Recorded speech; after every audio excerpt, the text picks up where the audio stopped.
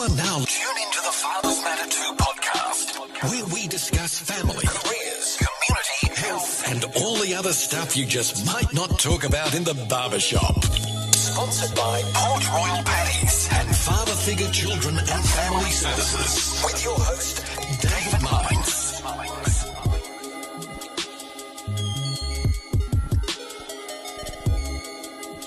Fathers Matter Too. All right, welcome back, guys. It's the final segment to today's podcast. We've got Paul Barnes and Lillian Serunkuma with us, and we're going to finish off with a few questions. There's a bit of I don't know if it's controversial or not, but for me it's interesting, if nothing, to say the least, because I know I have a strong opinion on this. And actually I think me and Paul might have different opinions, because I'm thinking back to some of the conversations we've had over time. So in the documentary, I know that the mother of the young boy who took Quamari's life, she wrote a letter to you guys. And in the documentary, that it seemed as though you guys had a difference of opinion on that. I think... Well, you could say what did you say? You haven't watched it back, but I don't know if you remember what you said. But I thought it was important that we explain a bit of how that scene came about. Yeah, and the context. And so you just read the letter. That was the very first time I'd ever written. So you read it live for the very first time. Right. Okay. It was like literally, I think 2-3 weeks after just finding out that the young man has now put through an appeal to reduce his sentence to manslaughter. Right, so hold on, before you continue, because one of the things I don't think I did ask you earlier on is what his sentence was. Because we know that he was actually, we do know that he was found guilty of murder, and he was sentenced to 14 years. Right. It would have been 16 years. The judge wanted to give him 16 years, but he took a year off because, the boy admitted to murdering Quamari, so he took a year off for that. And, on the day of sentencing. On the day of sentencing, and he took another year off because... he took a year off because he admitted to it and he apologised to us, which wasn't really an apology. You didn't find it sincere? No, and he took another year off because the boy... he felt the boy was trying to... It was because of his the fact that he'd gone through a bit of turmoil in his upbringing. And he realised what he'd done was wrong. So the judge said, "You know what? For that fact, I'm going to take another year off." Right. But he was going to throw the book at him and give him 16 years, which should have been. Would that be the maximum you could give a 15? Well, no, 15? It's 15. Yeah. So in actual fact, I think it's 15 years. That is the maximum they could give. He had actually recommended to give an additional year. Right. So that additional year would have been even past what he should have got, which was the 15. Right. So by the time they reduced it, he was only in fact reducing his by 1 year. The judge wanted to sentence him. Yeah. Do you know what? Yeah. If we didn't have a jury and it was just a judge alone, from the first few days the judge hearing that story, he would have threw the book at that young man. Reason being because he kept saying, as far as he's concerned, Quamari's named his killer. Yes. I think what people also have to remember is that we were asked, because there was a stage where they weren't going to withhold the young man's name. And for me, and I don't know about people, we can tell you the podcast if you want to say his name. No.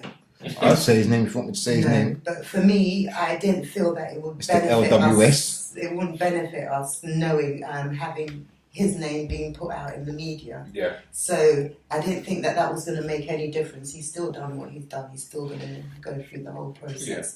But I think it's important for people to understand that we went through court for almost 4 to nearly 5 weeks with this young man sat there. Not only was he disruptive, he was conducting himself very disrespectfully. His mum was sat there next to him at all times.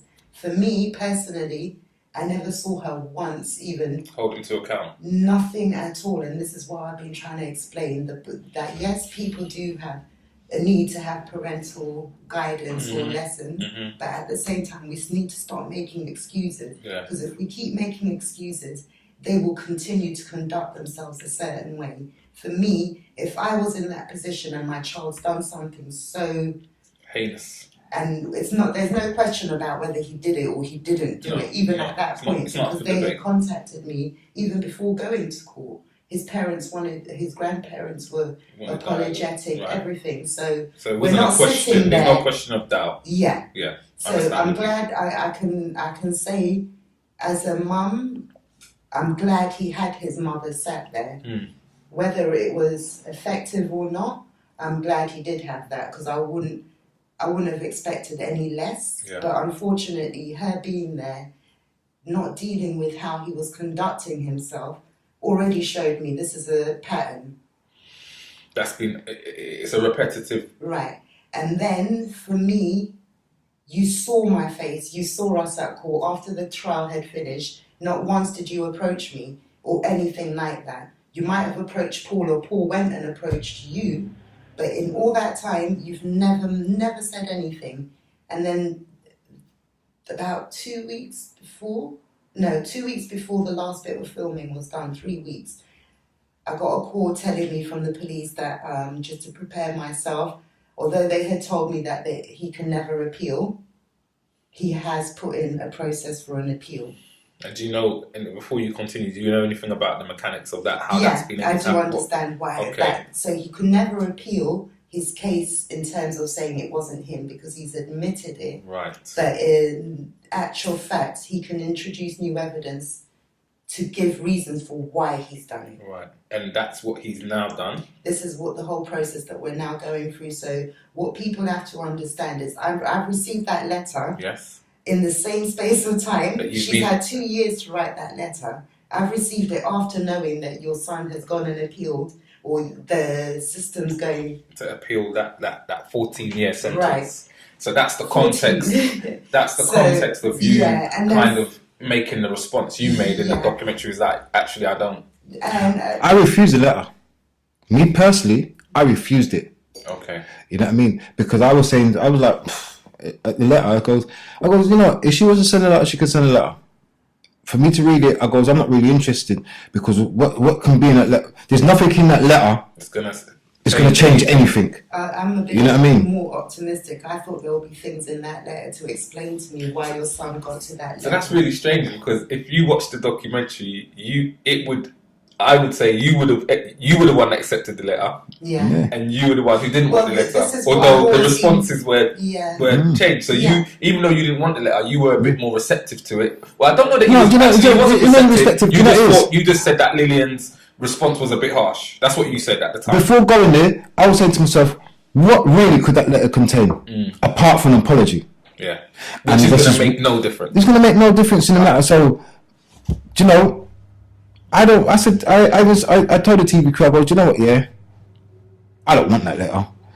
You know, and I was kind of shocked when they told me about Lillian wants to accept the letter. I goes, Lillian wants to accept the letter? She said, yeah. I goes, okay. But me personally, no, you know what? I think for me in all of this, it's always been, give me some understanding to why my son had to be taken. Someone let me know where the problems are, or where the issues are, so we can start looking at how to make sure no other child has to go through the same thing. Yeah. So her letter to me, I was expecting her to give me some kind of understanding. I didn't expect her to give me an excuse for why things happen, but to say, at least this is what I tried, this is what... He was only in social services for 3 years. What happened to the rest of the time when he was in your care? And who do you hold individually? I'm asking you this individually. Who do you hold responsible for Quamari's death? Who do I hold? Who or what? I'm not going to say the boy's name, but I'm going to say LWS. Okay. I would say I hold everyone responsible. We all have a part to play in this, whether it was his teachers, whether it was his mum, social services, everybody, because what is maybe not known to everyone is that he was on a tag when he did what he did. And he was clearly on the other side and made his way down here. I cannot understand, if we're talking about technology, you've got it's a GPS tracking system. I don't know how it works. How can you not have mechanisms on there to alert you when that child's gone outside of that area? The other part as well is that because of what we were going, we couldn't use any of his previous. You couldn't even mention that, you know, that he was on a tag. He was on the tag. That's how they were. And I remember speaking specifically with Paul during the trial, where he was really concerned that he wasn't going to get the conviction, because although there were these things that were so compelling, that he had this record, that he had this tag, I remember he said he couldn't be brought into the trial. And I remember that being like listen to Lillian now. Yeah, she got a strong argument, like in blaming, like, you know, what the councils was doing and all these other people. But you know, it falls short on him, because at the end of the day, someone who's in care, they're tagged or not, I wouldn't want to ridicule someone I wouldn't want to target someone like, do you know what, because you're on tag, you're automatically going to be doing something bad or something like that. You know what I mean? Everyone deserves a chance. So in one aspect I agree with Lillian, and in the next aspect I disagree with her. Meaning, like, all right, even though he's on tag, it doesn't mean they had to monitor him like that. He should have been. It's all about trust. And for me, you've got to give him a certain leeways. You know, you can't just be scrutinising him 24/7. But unfortunately, I mean, this was a ball that needs to be scrutinised 24/7 by.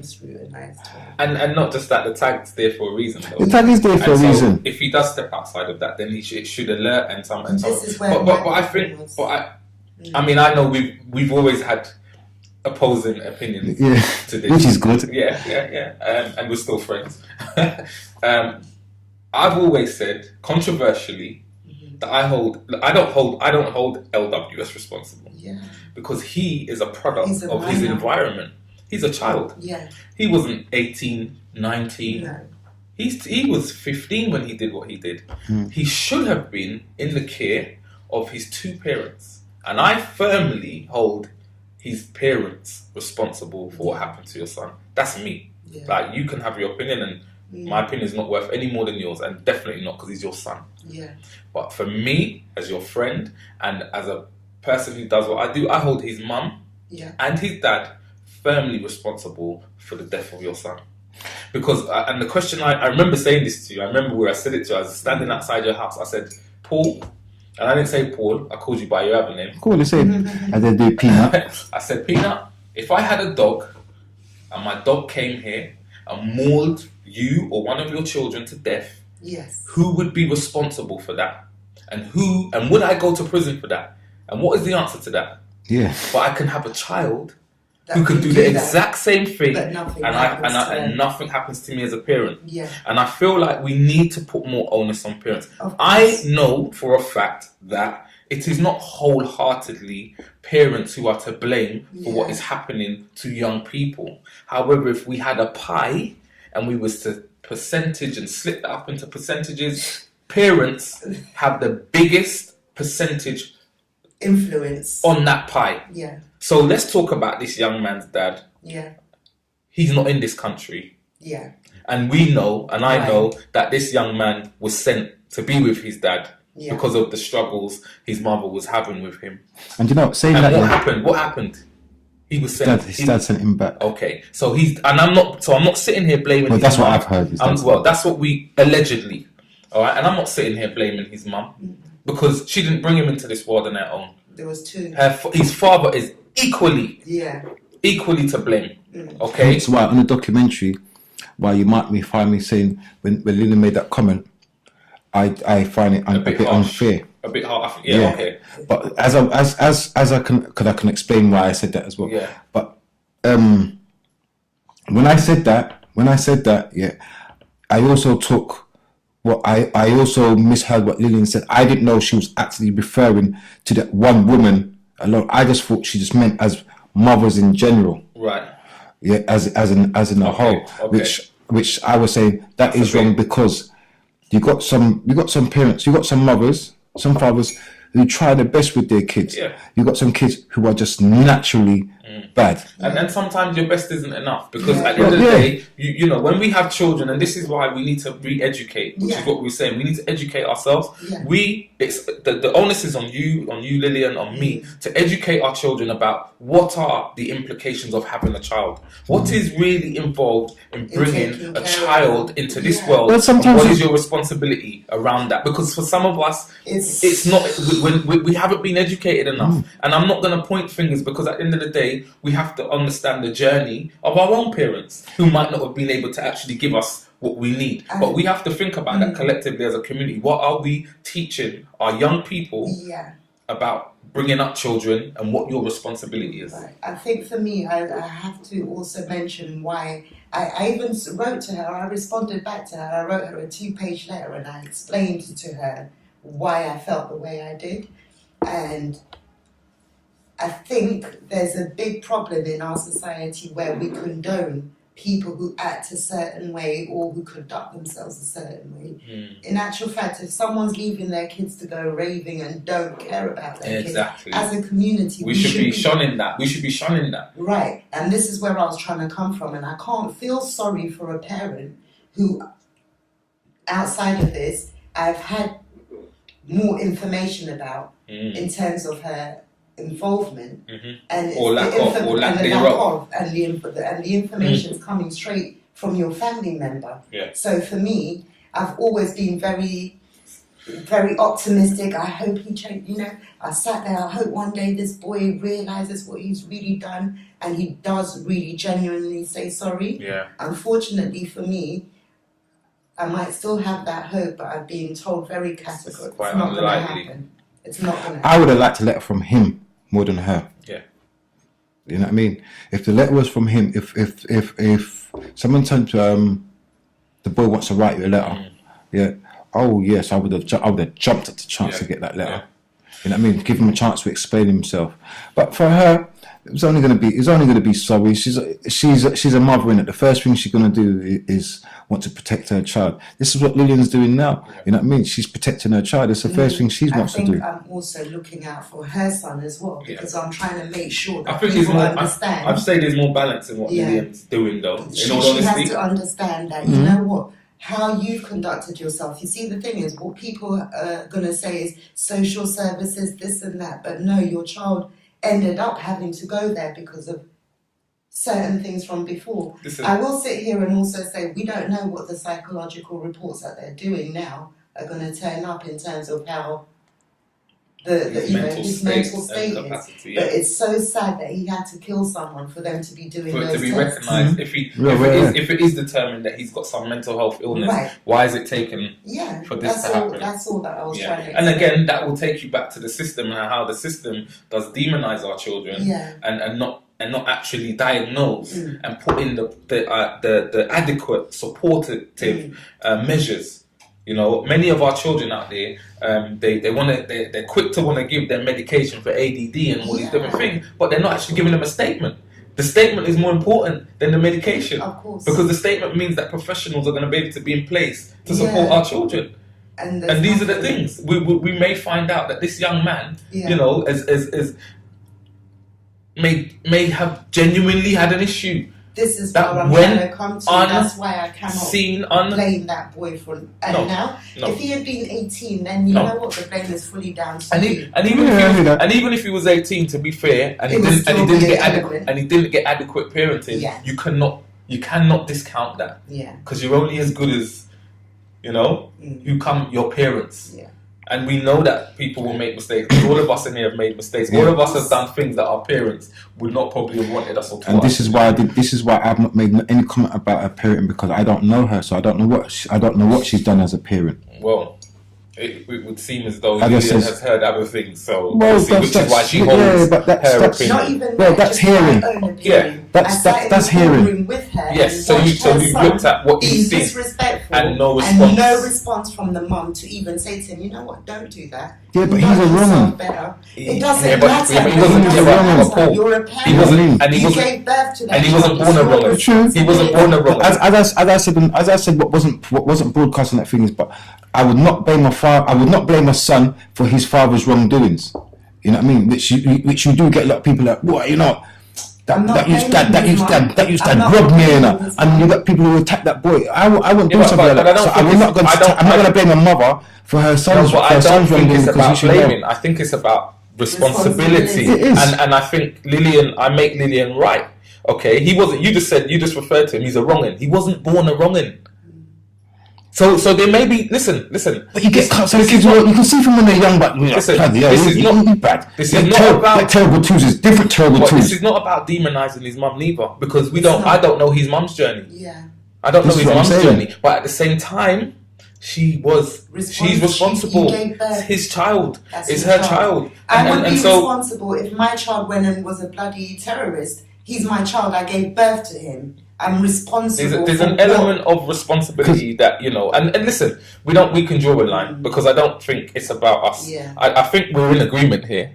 I don't think we're saying it is her fault directly, but I think there is an element. I know that Lily and I are definitely on the same page on that. There's an element of responsibility. Yeah, I hear what you're saying. And so are you then. Yeah, I do hear what you're saying. Yeah, I do understand, because it is part of it, isn't it? Because you just can't. If I take it back to the basic analogy of the dog, you just cannot disassociate. Yeah. If my dog's supposed to be muzzled, then it's my responsibility to muzzle it. If I know my dog's got a locked jaw, and once it gets its jaws into you, it ain't gonna let go, I need to. And the law is, I muzzle it, then I muzzle it. If I take it out and it's not muzzled and it locks, it's my responsibility. So if I've got a son, you know, who from 2 has been carrying on a certain bend the tree when it's young.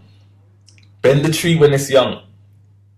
You cannot bend a 13-year-old tree, a 14-year-old tree, and this is the problems we're seeing within our community. Right. It's too late. I think the other thing that people have to remember in this situation, we don't have a choice whether people see our face, whether people come up to us and talk to us. This is something that's just been put out. It's put on you. Now, this mother has that comfortability of being able to be behind closed doors and say whatever she needs to say. Yeah. She's not being filmed. Nobody knows. Her neighbours do not know it's her child that's done it if they don't know.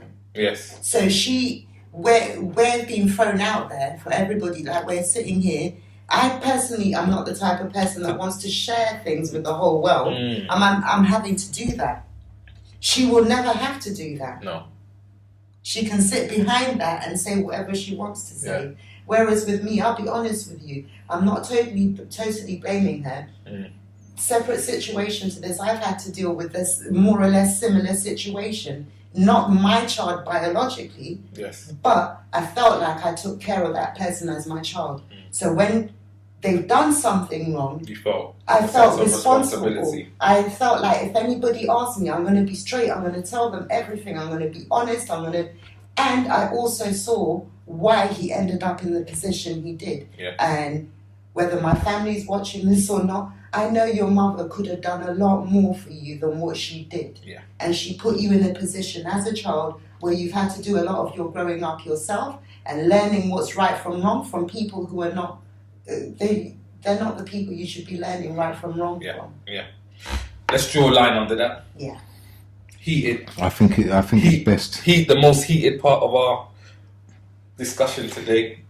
Tell me what you guys are doing now in the name of Quamari, or to honour him, his name, to celebrate him, to keep him in our memory. What are you guys doing? What's happening individually or collectively? What's the plans? What's happening? And what has happened? Me personally, what I do is I do a lot of campaigning to fight against knife crime in his name. As you know, I've done the festival because she was hosting it. Quamari Barn, was it? Quamari QSB One Love Festival. Memorial Festival. Trying to do it this year to make it Quamari's One Love and Harmony Festival. We're trying to drop the memorial. But I do I've done a lot of talks in schools, in workplaces, colleges. I've also done a lot of TV interviews as well. You know, some haven't been out on TV as yet. So I suppose they'll be out soon. But I just go out there and just do talks and on his behalf, but to try and tackle the knife crime issue. We're not trying to tackle the knife crime issue. Just to bring awareness. Keep the awareness going about it. Yeah, because a lot of people who do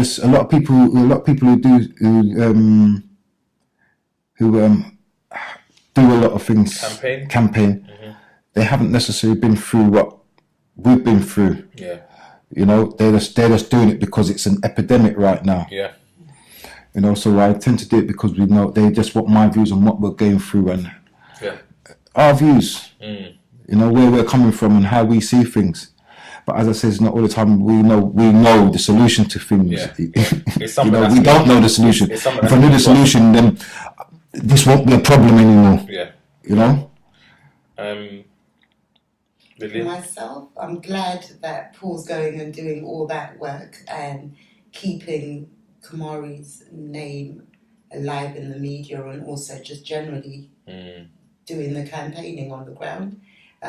For me, I'm more working on putting together the QSB Foundation. I'm also working a lot with our local council, also meeting up with the Black Police Association. This week I've got several meetings with different people, but that's more based around scoping a good service that we can deliver. So I have understood that it has to be collaborative thoughts and it has to involve all the right people, not just my thoughts or Paul's thoughts, or it has to involve the community. They've also got to get involved and tell us what changes. They're the key. And have a stake. They're the key. Yeah. So that's where my area is. At the end of the day, you know what it is? It's all about building a legacy for Quamari, and he deserves that because he wasn't a bad kid. And he would have been somebody. He was somebody. He was somebody, and he would have been. Yeah. He really would have become someone special. I think this young man, he's robbed me of something. Yeah. Well, he's robbed us. He's robbed us. So many people robbed us. Quamari. Yeah, he's robbed us of something, big time.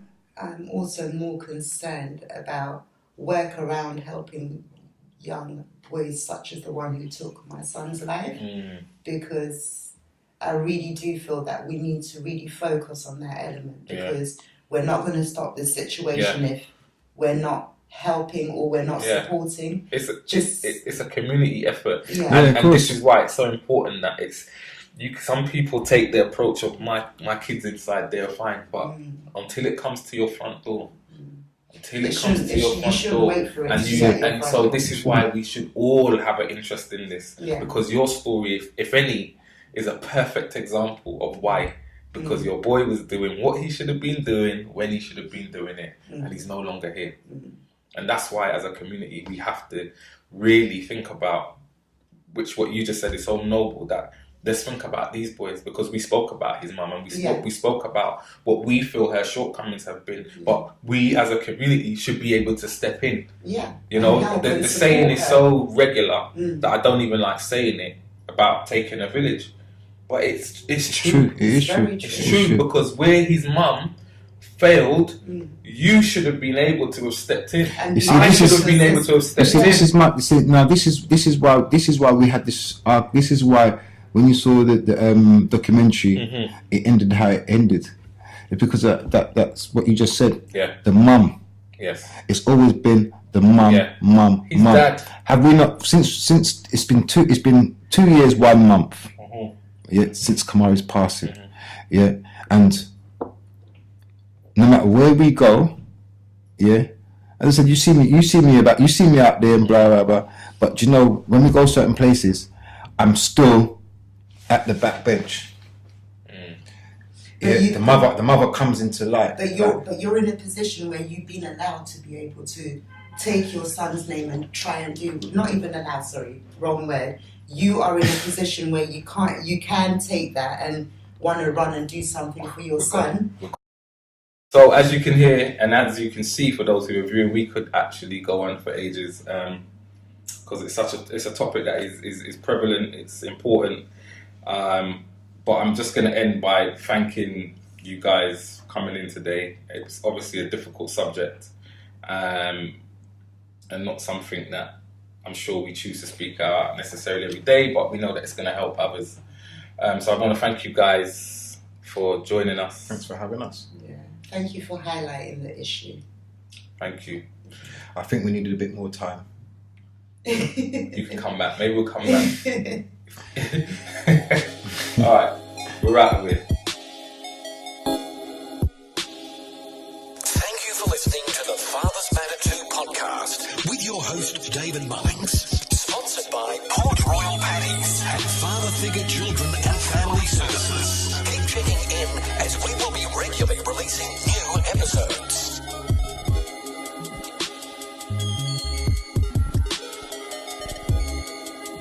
Fathers Matter Too.